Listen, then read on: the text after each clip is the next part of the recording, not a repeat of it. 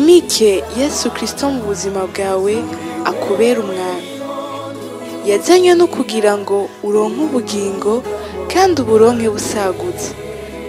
Ba mu ijambo rizana ubuzima, ubuzima bwawe bubeho buhinduka. Umusaraba ni etape incontournable. Umusaraba ni kibanza tugomba gushikako. Aho uri kuca hose nuti umwami ari kumwe nawe.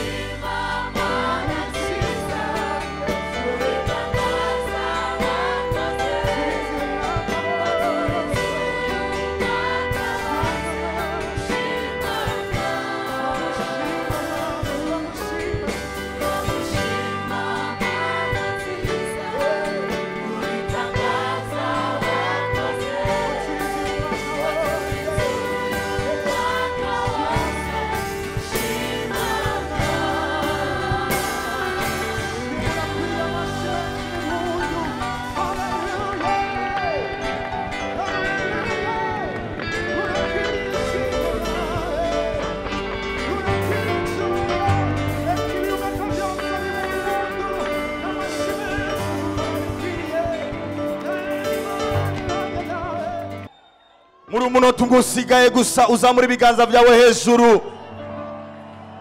Ninde abereye gushimwa muri uno mwanya? Ninde abereye gutazirwa muri uno mwanya? Ninde abereye gushirwa hejuru? Icyo mukazamura ibiganza byawe hejuru ku bw'icyubahiro ciwe. Yarakuzigamye, yarakugiriye neza. Muri amasegonda make asigaye, nashaka yuko haleluya uwo mwami tumukomere impundu, tumuhe impundu nyinshi.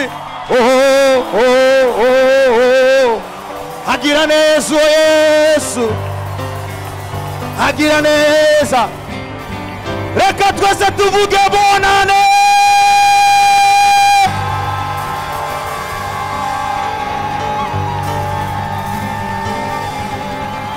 Semerera bonane. Shikatala base. Leka santele rebo sokota. Shiamantele rebo sokota. Brikantele rebo sopotoko yama. O semerera chane bonane. Semerera umwaka mushasha. Happy New Year. Shiamantele rebo solemo. Imana yakugiriye neza. Urinjiye muri 2015. Reka twese dusemerere bonane ku bw'icyubahiro cy'Imana. Shaya mandele rebo sokota yaba. Rika sandele rebo sakaya. Reka unyemerere udusiji byawe. Haleluya. Tumushime uwo mwami, tumutazire uwo mwami. Umutazire uwo mwami. Haleluya. Yakugiriye neza, yaguhaye amagara meza, yagushikanye. Haleluya. Ugiye gushinga intahe, agiye kuguha intahe mu muryango wawe, intahe mu gihugu cyawe. Koshaka yamandelerebo rikataya baba basendelene kotaya mama baba. Reka twese tuzamura amaji yacu. Haleluya, haleluya. Imbere y'ukugumbire umwene data, yakugumbire uwo mwami w'abami, umubwira ngo warakoze, umubwira ngo warakoze, umubwira ngo warakoze. Reka numve amajwi y'abantu muri kino kibanza dushima Uwiteka. Haleluya. Haleluya. Bwana asifiwe sana. Turashimira Imana mu mwaka uheze twari ngaha twasangiye ijambo nabo twari kumwe, ijambo ryo kugwira niryo jambo twize mu mwaka uheze. Ijambo ryo kugwira ni bande Imana yahaye multiplication mu mwaka uheze bashingira intahe Imana bari muri kino kibanza? Ndashaka amaboko yanyu ko no gushinga intahe tu, kandi intahe sur place vraiment mutarenze no kuza ngaho imbere. Haleluya! Ndashimira Imana kubgayo maboko yose adugije ibiganza, mwakira ici Imana yakoze mukakira ijambo. Reka tuyikomera amashi ko yatwishuye kandi ko yatugiriye neza. Haleluya! Imana ishimwe cyane. Rero dufatiye kuri iryo jambo Imana yaduhaye mu mwaka weze tukarihagarara ko kandi tukabona ibitangaza vy'Imana. N'uyu mwaka igihe twari mu masengesho mu misi yahera turangiza umwaka, Imana yatwongeye ijambo ry'uyu mwaka tugiye guhagararako. Iri jambo tugiye guhagararako muri uno mwaka ni ijambo ryagutse, tuzofata igihe kirekire cyo kugiga ko muri iki kiringo cyose cy'umwaka mu vyigwa byacu bitandukanye. Ariko asangwa uri n'umushitsi udasengera hano muri iri shengero, turagutuye iri jambo kandi turagutuye iyi message nawe iri kubera ijambo ryawe muri uno mwaka. Yesu ashimwe cyane. Haleluya! Ikubera ijambo muri uno mwaka, urihagarare ko muri uno mwaka, ugizere muri uno mwaka, kandi uzobona naryo rigira ico rizana mu buzima bwawe. Mu mwaka uheze twarizeye ijambo ryo kugwira, kandi vy'ukuri ndazi ko hari intahe nyinshi muri kino kibanza. Izo ntahe nyinshi tuzozumva muri uno mwaka, uko muri uno mwaka tugiye kwiga ku kintu gikomeye cyane catakaye mu ishengero canke catakaye mu isi, ariko gikomeye cyane kandi Imana yahaye ishengero k'igikoresho kidasanzwe. Haleluya! Ico naco ne citwa gushinga intahe. Bwira mu ico ati gushinga intahe. Haleluya! Rero uyu mwaka iri jambo tuzogiga mu buryo butandukanye, mu buryohe bwaryo butandukanye.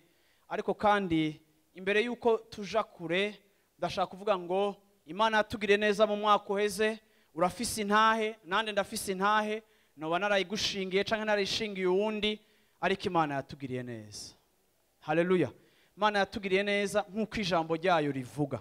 Ijambo twahagaze ko mu mwaka uheze turangije ryo kugwira, naragizeye, nararihagaze ko, narasenze ndagyibuka, naragibutse mu bihe bigoye bitandukanye byo muri uyu mwaka uheze. Kandi ndashaka guhagarara imbere yanyu kubashingira intahe yuko uyu mwaka w'ibihumbi 2014 narabonye ivyo nahabonye mu yindi myaka, kandi nari experience multiplication y'Imana nk'uko Imana yaduhaye ijambo.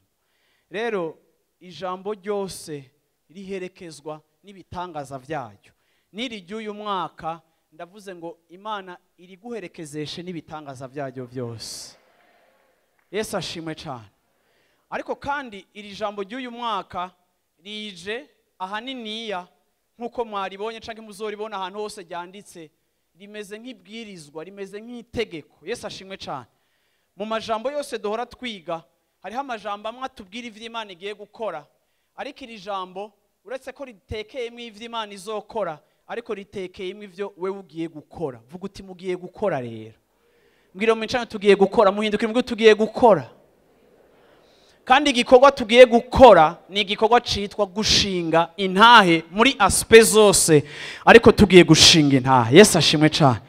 Tugiye kuba ishengero, tugiye kuba abahungu n'abakobwa, tugiye kuba abagabo n'abagore badafise isoni, badafise complex yo kuvuga ubukuru bw'Imana. Tugiye kuba abantu badacereza kubijanye n'ivy'Imana iriko irakora. Tugiye kuba abantu batari mu gacerere kubijanye n'ivy'Imana yiteguriye gukorera abantu bayo, ivyo yagukoreye muri kahise. Ariko kandi si ivyo gusa, hariho n'ibindi igiye gukora muri uyu mwaka, kandi nditeze kubona akanwa kawe ugiye gukora exercice tutamenyereye gukora yo gushinga intahe. Haleluya! Ni bande bibaza ko vy'ukuri tugiye gushinga intahe muri uno mwaka? Naho iyi message yogarukira ngako ko ati ngiye gushinga intahe. Yesu ashimwe cyane. Yesu ashimwe cyane. Reka nsome uyu murongo wanditse hano twahagaze ko muri uyu mwaka gatoya, nce mbandanya uraza kuvyumva neza ivyo nshaka kuvuga. Esaïe 63 na kangahe na gatatu ku murongo w'indwi. Nzokwamamaza ukugira neza kuhoraho n'ishimwe ryiwe, nk'uko ivy'uhoraho yatugiriye vyose bingana. Mvuge n'ivyiza vyinshi yagiriye inzu ya Isirayeli, nk'uko imbabazi ziwe ziri, kandi nk'uko kugira neza kwiwe kwinshi kungana. Haleluya. Vuga uti uyu mwaka nzovuga ubwinshi bwo kugira neza kw'Imana yanje uko kungana. Nta gikorwa na kimwe ciwe nzonyegeza, nta gikorwa na kimwe ciwe nzocereza, vyose nzobimenyekanisha kugira ngo abantu bamenye imbabazi ziwe ingene ari nyinshi. Haleluya. Mbega ivyo uzobigira? Haleluya. Kini gitondo turi ku musozi w'Imana kugira ivyiyemezo, kandi ibi vyiyemezo tugiye kugira bigiye kugira inkurikizi mu buzima bwacu. Haleluya. Urabizi muntu w'Imana, muri kino gitondo ndagomba kubwira ngo hariho umuntu wa mbere wo muri Bibiliya nibaza ko yagize amahirwe mabi. Uyo tumusoma muri Yohana igice ca 19 murongo wa 38. Uyu munsi ndashaka kugerageza kuvuga mu mwanya utari munini cyane, ariko kandi ndazi ko mpwemwera aza kugutahuza ivyo tugiye guhagarara ko muri uno mwaka. Yesu ashimwe cyane. Yohana igice ca 19 ku murongo wa 38. Yohana igice ca 19 ku murongo wa 38 havuga gutya: hanyuma y'ivyo Yosefu umunyarimataya yari umwigishwa wa Yesu, ariko mu mpisho kubwo gutinya abayuda yaka Pilato ikiziga ca Yesu ngo akijane. Pilato aremera, nuko araza ajana ikiziga ciwe. Uyu mwigishwa Bibiliya itubwira yitwa Yosefu. Bibiliya itwereka ikintu ciwe kitari ciza cabaye ku buzima bwiwe. Bibiliya itubwira yuko uyu yari umwigishwa, yarakunda Yesu cyane, yari yarakurikiye Yesu, kumbure yari yaramwizeye, ivyiwe byose yari abiza bikurikiranira hafi, ariko kandi yari yaragize isoni, byari byaramunaniye kubera gutinya amaso y'abana b'abantu, byari byaramunaniye mu buzima bwiwe guhagarara agashingira intahe Yesu.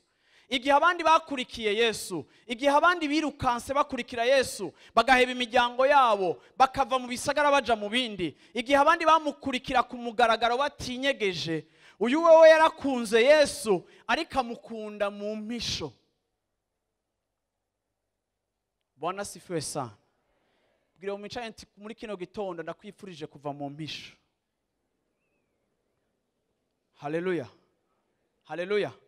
Birashoboka ko uwo mwicaranye atari mu mpisho, ariko okazu musubira umumbare uti ndakwifurize kuva mu mpisho.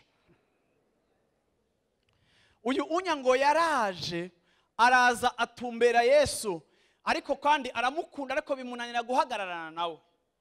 Ariko ngo Yesu amaze gupfa, Yesu atakiriho, Yesu atanamuzi mu gitigiri c'abamukunze n'abamukurikiye, ariko uyu muntu kuko yakunda Yesu ariko akamukundira mu mpisho, ngo Yesu amaze gupfa aza gusaba abantu, avuga ati basi naho ntamukurikiye, naho ntamuhaye indaro, naho ntabanye nawe, basi ndabingize mu mikiziga ciwe nje kugihamba. Aza kurondera ikiziga ca Yesu igihe atigeze arondera Yesu ku mugaragaro agihumeka kandi ariho.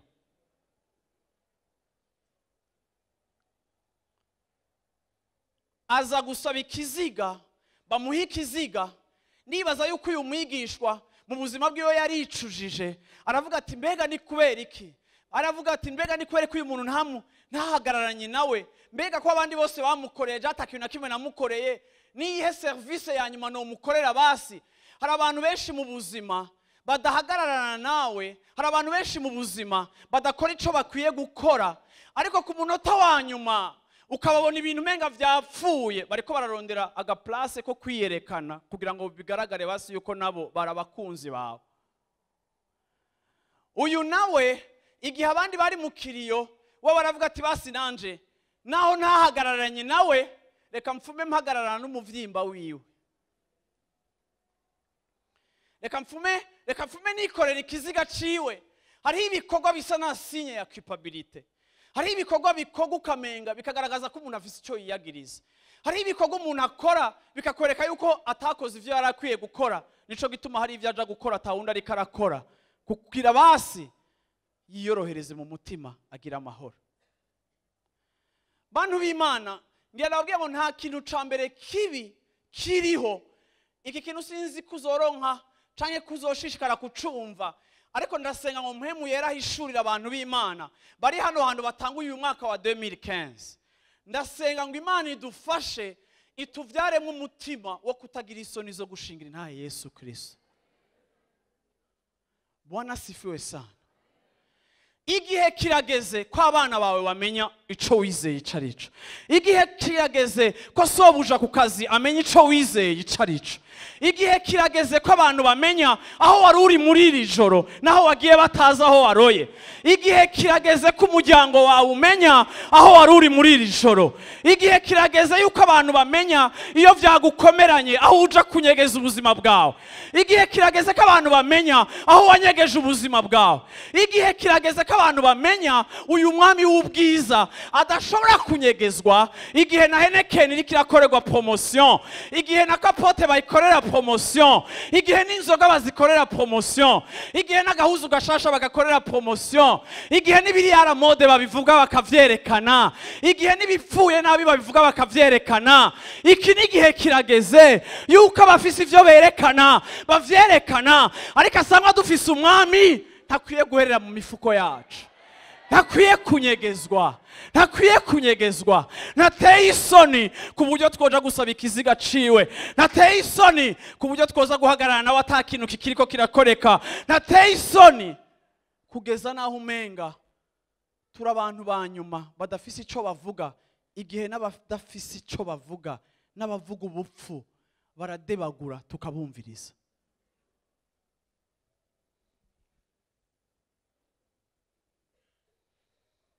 Sinshaka guhagarara kuri iki kintu cyane, ariko munyumvirize neza. Yesu yaravuze ngo uzogira isoni zo kunshingira intahe. Yesu ashimwe cyane. Yaravuze ngo uzogira isoni zo kunshingira intahe. Nanje vuga uti nanje sinzogira iki. Mfasha kuvuga uwo murongo. Sinzogira iki. Sinzogira iki. Mubisemere cyane nimba mubizi. Sinzogira iki. Hari igihe tudatari ico bibiri ivuga neza. Wazi icijo jambo rivuga ngo sinzomushinga intahe mba imbere ya data n'abamarayika. Mu yandi majambo, iyo udashinga intahe hari intahe ubura mu buzima bwawe. Kandi ngenda nakubwira ngo Imana igushingiye intahe ntivuga ngo Eric ni umwana mwiza. Imana ishingisha intahe ibikogwa vyayo bikoreka mu buzima bwacu. Yesu ashimwe cyane. Hari ibintu mwasengeye imyaka irahera murabisengera ariko ntibirakoreka, ariko kandi nakubwira ngo hari bitangaza bikurikirana n'intahe twashinze. Hari bitangaza bikurikirana n'uwo twahagararanye nawe. Uyu udafise uwo muhagararanye nukuvuga ngo reka nakubwira ngo mu Kirundi ntibavuga ngo uhagarikiwe n'ingwe agira gute? None mwibaza ko umuntu ahagarikiwe n'ingwe baja kuvoma binyegeje. Ingwe iba yinyegeje. Oyi muhagarara impande. Yesu ashimwe cyane. Ariko kandi nabwiye ngo mwege mu ruti kirenze ingwe, ariko mufise intambwe yo mu muryango wa Yuda ari we Kristo Yesu ahagararanye namwe. Reka nakubwire ngo ni wamushingira intahe nawe araza guhagararana na wewe mu bihe ukwiye gushingirwa intahe.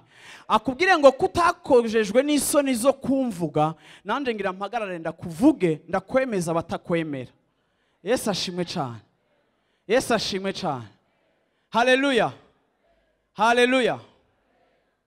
Murabizi bantu b'Imana. Washobora kutumva neza, ariko ngenda kubwire ngo hariho abantu benshi ngaha bakijijwe batavuga ko bakijijwe. Mbariza umuntu uti ibyo birashoboka? Yes. Hariho abantu bakijijwe batavuga ko bakijijwe, sivyo? Hariho n'abandi bakijijwe, sivyo, babivuga ariko ubuzima bwabo budatemwanya icakoretse mu buzima bwabo. Urashobora kuvuga ko wakijijwe ariko ingene ubayeho ntibishingire intahe ko wakijijwe. Rero ntimwibaze ngo nje kuba recruiter ngo muba aba imvuzi, aba parere. Sinze kubabwira ngo nimugende hano hose mvuga ngo ntugende kuvuga ibidasa n'ingene usa. Yesu ashimwe cyane. hariho uburyo bubiri dushinga intahe. Turashinga intahe mu kuvuga icyakoretse mu buzima bwacu, ariko ingene mbayeho navyo ni témoignage. Yesu ashimwe cyane.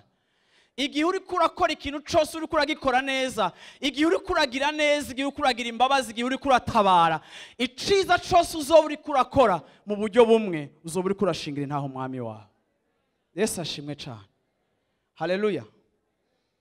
Ngira usome passage imwe nshaka guhagarara ko kandi niyo nza kurangirizako. Haleluya. Ako ndavuze ngo uko uyu mwaka ugiye gutangura, ngira mvuge ngo nibihe bintu Imana yakoze mu buzima bwacu tudahora tuvuga. Ngira ndabwire ko ari ikintu kibi nasanze muri culture yacu y'ikirundi. Munyumvirize neza. Yesu ashimwe cyane. Haleluya. Hari ibintu mu muco wacu w'ikirundi dufise, abantu baranka gushinga intahe ngo nukwishima. Ni bande bamaze kumva ivyo bintu? Ni bande bamaze kuvyumva? Apana kubibamwe. Bamaze kuvyumva. Akavuga ngo Jeff ngo nari mfise intahe ngo akoca umenga no bwishime. Reka ndabwirega abantu b'Imana, intahe zose ntizigomba kuza ngaha. Jewe intahe mfise no shinga, hari zo ntovugira ngaha, ariko hari iyo no kubwira twicaranye. Rero ubwenge burantera kumenya bimwe novugira aha n'ivyo ntovugira. Bimwe ndabivugira ku mugaragaro, ibindi nkabivugira mu kanywa babo. Ariko kandi ngenda kubwire ngo kubaho atacuvuga ku vy'Imana yagukoreye, ubu meze nk'umuntu abayeho umusuma atazi kugarukanira credit uwikwiriye igihe uri kuratambukira mu bitangaza. Yesu ashimwe cyane. Igihe ubaho utavuga ivy'Imana iri kirakora mu buzima bwawe byiza, ubusa nk'umusuma ariko ari ibicubahiro warakigenewe. Rero rimwe mu gushinga intahe biradusaba ko twebwe abantu tubereka ko twe tutarabahinga, Imana niyo muhinga. Ariko iyo ndiko nereka abantu ko Imana ariyo muhinga, jewe ndi gikoresho gisanzwe, jewe ndamanuka yo igashigwa hejuru. Yesu ashimwe cyane. Ariko kandi iyo ibintu bikoreka Imana ikagutabara waririye mu ibanga, yamara no kubikora ukaza ugahagarara imbere y'abantu ukavuga amaje menshi, ukerekana nk'uko umenga ni wewe, uri kuri ibi Imana ibereye guhabwa icubahiro, yakugiriye neza, kandi uri kurazana competition idakwiriye, uri kuragwana n'umuntu mudakwiye kugwana, kandi uri kurugara umuryango w'ibitangaza mu buzima byawe. Dawidi yarashinze intahe abigaragaza mu kuryoherwa, arakengereka mu bantu, uravyumva? Ariko kandi agomba kugaragaza yuko ishimwe afise n'igitangaza abonye agikesha Imana. Rero ndavuze ngo muri uyu mwaka turiko twatanguye canke turimwo, uretse ko Imana, uravyumva, uzoyishinga intahe kuvyo yagukoreye. Imana yarambwiye ngo genda ubwire abantu mu ishengero ryanje, uravyumva? Imana irampiga icapo nzokivuga neza ku munsi wa Mungu wa mbere w'indwi itangura, ariko Imana yambwiye ngo genda ubwire abantu banje bitegure gutangura gushinga intahe. Yesu ashimwe cyane. Yesu ashimwe cyane. Icyo ni ikintu Imana yampaye, ni ijambo Imana yampaye, bwira abantu banje bitegure gutangura gushinga intahe. Bantu b'Imana, munyemerere ndabivugana uburemere bigomba kuvugishwa navyo, sivyo? Reka ndakubwire ngo kora igishoboka cyose hagira umuntu amenya ivy'Imana yarayigukoreye. Kora igishoboka cyose abantu bumve ko Imana ikiri kirakora. Uko yari imeze kera niko imeze kandi niko izokwama. Abantu bazi Imana niri kirakora, ariko ibitangaza vy'Imana vyuzuye ngaho biricaye, ariko nibitangaza en silence. Uyu mukundwa wa Yesu wo mu kinyegero, sinzi gituma yakunze Yesu n'ingene yamukurikiye, sinzi ico Yesu yamukoreye, ariko tubona Bibiliya imuvuze ko irubahuka ikamwita umuntu wo mu mpisho. Ego yari umwigishwa, ego kumbure yaragiye mu ijuru, ariko ndavuze ngo mu izina rya Yesu Kristo ntimukitwa abigishwa bo mu mpisho. Reka nakubwire, umwigisha wo mu mpisho bishobora gusobanura umuntu batazi ico Yesu yamukoreye naho bahuriye. N'umuntu abantu badasobanura lien afitaniye na Yesu naho yitwa umwigishwa wiwe. Point de contact yawe n'Imana abantu ntibayizi, barakubona uyikunda, barakubona uyikurikira, barakubona uri fidèle, ariko ntibarumva wugurura akanwa kawe ngo uvuge igituma wakurikiye iyo Mana n'ingene wayibonye n'ico yakoze. Kuyikurikira wagize neza, ariko iki ni gihe cawe muri uyu mwaka cuka akanwa kawe kagiye kuguruka kakavuga ibikorwa vy'Imana. Yesu ashimwe cyane. Yesu ashimwe cyane. Yesu ashimwe cyane. Muri recreation mu ishuri nimuvuge Yesu ivyo akora vyese. Haleluya. Nimbura umusore Yesu akaba yaragukijije inkumi, bwira abandi basore uti Yesu arakiza inyota y'inkumi, Yesu arakubohora. Yesu ashimwe cyane. Nimba Yesu yarakugiriye neza mu kazi, ugashobora ikintu caye cananiranye mu kazi, cateye panike, ibintu byose bigapfa, ariko umunsi umwe ukaza ukabikora, ariko wabanje kwiyugarana mu cumba uravuga mu ndimi rembla shataka shatala, ushitse ku mashini ucurabikora, birakoreka. Abantu barakwita umuhinga ngo yango muhinga ngo lomdolane muhinga, nawe ugacugira umudango. Oya, babwira utego, ariko hari ibanga nakoresheje, naragiye ndiyugarana ndamubarira arampishurira. Yesu ashimwe cyane. Yesu ashimwe cyane. Akaryo kose uronse, akantu kose uronse. Reka nababwire abantu mugira anniversaire muri janvier, mbega turafite abantu bavutse le 31 décembre na le 1er janvier, muduza amaboko abavutse. Abavutse le 1er janvier murahari? Yo Imana ibahezagire mu bakomera amasha bagize anniversaire. Nari kubaririmbira ariko abamuziciens siho bari sivyo. Ariko kandi reka ndababwire abantu b'Imana, n'ama anniversaire yanyu muri no mwaka ababera akajya ko gushingira intahe Yesu Kristo. Yesu ashimwe cyane. Anniversaire zose zo muri 2015 muvuge Yesu. Yesu ashimwe cyane. Emwe babantu horo utumira canke bagutumira bakakwicarika ahantu bakubwira ga surprise, nawe ugacutangura nyene bikaja mu bintu vy'ifyere vy'ikizungu. Yongo wow. Urabyumva? Waje kugira ngo wow, ucuvuga utariko kweri. Urabona? Yo ibi mwanteguriye bisa n'ivyo umwami wanje yanteguriye. Ivyo byose ntaco bitwaye, nta probleme, ariko ndabinginze ngo uyu mwaka Imana ibagire ibishirira mu gushinga intahe. Yesu ashimwe cyane. Murekura karimi kanyu karekura umuriro mu bintu bitoye. Uvuge nka wa mwana wo kwa Namani, uvuga uti mabuja databuja aragwaye, ariko iwacu hari Imana. Iwacu hari Imana, yogenda iwacu yokira imibembe. Yesu ashimwe cyane.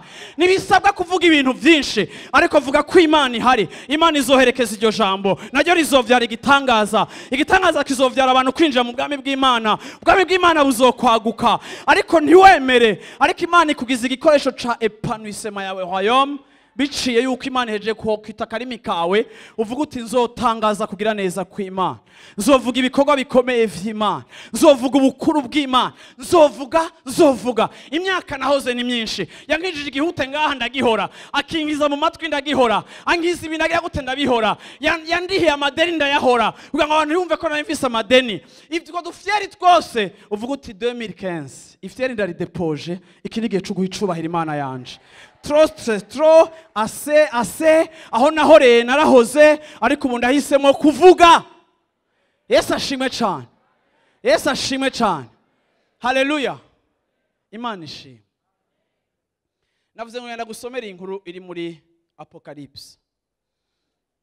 Ivyahishuriwe Yohana igice ca 12. Haleluya. Vyahishuriwe Yohana igice ca 12. Haleluya. Ndashaka kubona mu maboko y'abantu bakijijwe bari muri kino kibanza, muduza amaboko yanyu.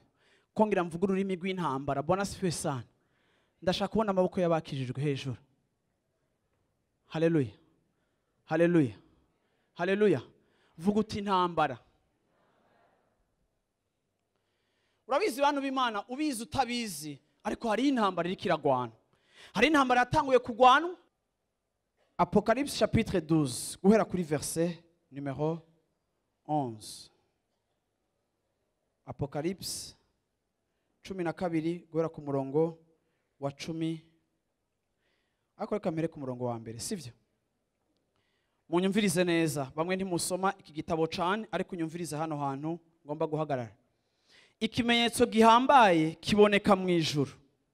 Umugore yambaye izuba, ukwezi kwari munsi y'ibirenge vyiwe. Mu mutwe yambaye igitsibo c'inyenyeri 12. Kandi yarakuriwe atura akaborogo, kuko aramutswe, uyu ari umugore ari kugise, ababazwa n'ibisi. Mu ijuru haboneka ikindi kimenyetso, igisato c'amahero gisa n'ikibengebenge, gifise imitwe 7 n'amahembe 10, no mu mitwe yaco cambaye imigara 7. umurizo wacu ukwega ikigira gatatu c'inyenyeri zo kwijuru, uzishiburira ku isi. Ico gisato gihagarara imbere y'uwo mugore agira avyare, kugira ngo niyavyara kirotse umwana wiwe. Avyara umwana w'umuhungu, niwe azoragiza amahanga inkoni y'icuma. Umwana wiwe aramusahurwa, ajanwa ku Mana no ku ntebe yayo. Umugore ahungira mu bugaragwa, aho afise ahantu yateguriwe n'Imana, kugira ngo bamugaburireyo iminsi 1260. Mu ijuru havyuka intambara, Mikayeli n'abamarayika biwe bagwanya ca gisato. Igisato kigwana n'abamarayika bacu, ntibatsinda, kandi mu ijuru ahabo ntihaba hakiboneka. Ca gisata amahero kirakorogwa, nico ya nzoka ya mbere yitwa mugwanizi, iyindi ni Satani, nico kizimiza abari mu isi bose. Gikororerwa ku isi, abamarayika bacu bakororanwa naco. Mu ijuru numva ijwi rirenga riti, noneho agakiza karashitse, gashikanye n'ubushobozi n'ubwami bw'Imana yacu n'ububasha bwa Kristo wa. Kuko umurezi wa bene data akororewe hasi, yahora abarega ku murango no mu ijoro imbere y'Imana yacu. Yesu ashimwe cyane. Yesu ashimwe cyane. Yesu ashimwe cyane. Bantu b'Imana, unamusinyana batangariza ikintu gikomereye cyabaye muri iyi nkuru yo muri Bibiliya. Yesu ashimwe cyane. Iyi ni intambara Bibiliya itwereka yabaye, bamwe mushobora kuba muyizi cyangwa abandi mutayisobanukiwe. Ariko Bibiliya itanguye itubwira iki kintu kidasanzwe kibi cyari mu ijuru. Apocalypse itanguye kutubwira kahise cyangwa amateka yacu ya Bibiliya cyangwa ibyabaye muri kahise, sivyo? Ariko kuntu Apocalypse ikiratubwira ibyabaye muri kahise bibi, itweretse ingene Satani yakororewe mu isi. Ariko Satani kubera kugarariza amaze gukororerwa mu isi, ngo Satani agenda atwaye igice c'inyenyeri, ngo agenda atwaye ibinyenyeri vyinshi. Ivyo binyenyeri biserukira baba dayimoni bakororanwa na Satani, baba marayika biwe bakororerwa mu isi. Ariko ngo Satani amaze gukororerwa mu isi, akaja kuhatera umuvuruga, akajagari no kuhateza intambara. Nariko ndavuga ngo turi mu ntambara. Mu bisanzwe umuntu w'umukristo ntatangazwa n'intambara zimushitseko. Umuntu w'umukristo yicaye ngaha anya le 1er janvier, ntibishobora kuba bitangaza nimba hari ibintu biriko birakugwanya kanaka. Ariko nabwiye ngo naho byo bariko birakugwanya nta gitangaza kihari. Ari igitangaza kiruta intambara yawe, nuko inkuru itwereka yuko intambara yawe naho yahagurukijwe, ariko yaramaze kubona intsinzi yayo. Yesu ashimwe cyane. Yesu ashimwe cyane. Rero ahantu ugomba kuhasobanukirwa neza, siko? Ikintu batubwiye muri iyi nkuru, batubwiye ngo kimaze gutibugwa hasi kikaja mu isi, gitangura guteza intambara, gitangura guteza ibibazo. Ariko Imana ishimwe cyane. Ngo Bibiliya ivuga ngo eheraba ngo abonye umugore yibungenze. Vuga uti umugore yibungenze. Apocalypse mu kutwereka uyu mugore yibungenze, mugiye murasoma hakurikirana, musanzwe mubizi yuko ibiri kiratubwira Mariya, ariko irindi banga ry'uyu mugore yibungenze. Apocalypse ishaka kutubwira abantu bakurikiye Imana bakayizera bakagoma arabizigigwa, bari represente na Mariya, kuko Yesu ntiyapfuye havukira. Yesu yavukiye mu mugore mu Bisirayeli bake bagumye bumvira Imana, barindiriye ko Mesiya aza. Mariya ni ikimenyetso ca obeissance. Mariya ni ikimenyetso c'abantu bagumye barindiriye igihe abandi bose bariko barazimira, ariko hari abantu bari bahagararanye n'Imana. Kubwo guhagararana n'Imana, Imana ishingira intaho uyu mugore.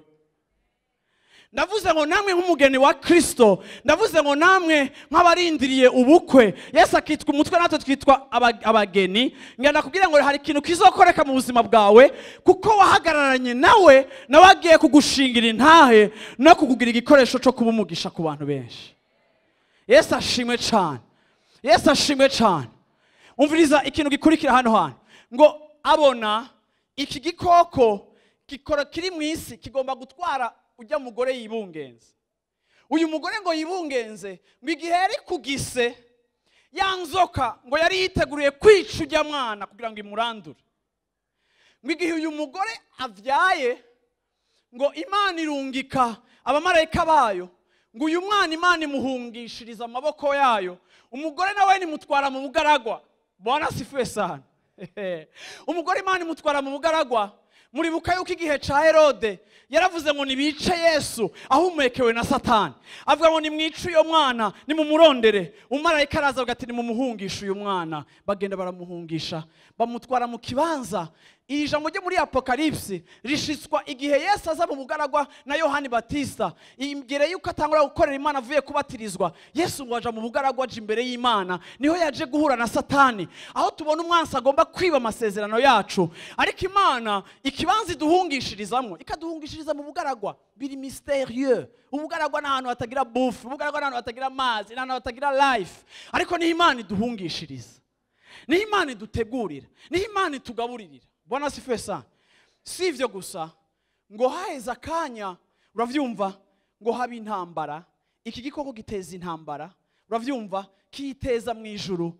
Marayika ngo baragwana, ngo naho intambara yabaye mu ijuru, ngo iyi nzoka iraneshwa kugeza ngo n'ubu ikibanza cayo nta kikihari mu ijuru. Haca haza rero inkuru nziza narangirije ko ku murongo wa 10, aho Bibiliya ivuga ngo ni kuri 10 munyihanganire muvyumve neza. Ndazi ko public ya Bona nirimo melange, sivyo, y'abantu batumva ibintu kumwe, ariko unyemerere mpwemu yera atwigishe muri iri jambo. Ngo mu ijuru numva ijwi rirenga riti noneho agakiza karashitse. Yesu ashimwe ca. Gashikanye n'ubushobozi, vuga uti gashikanye n'ubushobozi, kandi gashikanye n'ubwami bw'Imana yacu, kandi gashikanywe n'ububasha bwa Kristo wayo. Kuko umurezi urega bene data akororewe hasi yahora barega ku murango no mwijoro imbere y'Imana yacu. Bwira uwo muntu mwicaye iti uwaturega yarakorowe. Yesu ashimwe cyane.